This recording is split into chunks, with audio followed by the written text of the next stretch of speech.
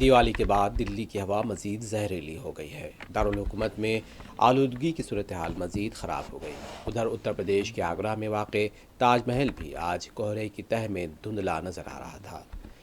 ایک مقامی رہائشی دیپک کمار نے کہا کہ موسم سرما کی آمد ہے، اس لیے تاج محل دھند میں چھپا نظر آ رہا ہے۔ گزشتہ 12 دنوں میں موسم میں تبدیلی دیکھی گئی ہے۔ دلی کے آنند وہار میں AQI یعنی ایئر کوالٹی انڈیکس ایک بار پھر بہت خراب کے زمرے میں پہنچ گیا ہے۔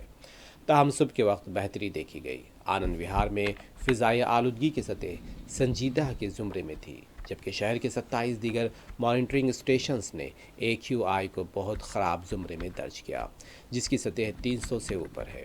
واضح ہے کہ قومی راجدھانی کو دن اور رات کے دوران دھند اور تیز ہواؤں نے گھیرے میں لے رکھا ہے، جس سے موسم سرما کی آمد کا اشارہ ملتا ہے۔ دلی میں دن کا درجہ حرارت 33.9 ڈگری سیلسیس ریکارڈ کیا گیا ہے، جو معمول سے 3.4 ڈگری زیادہ تھا۔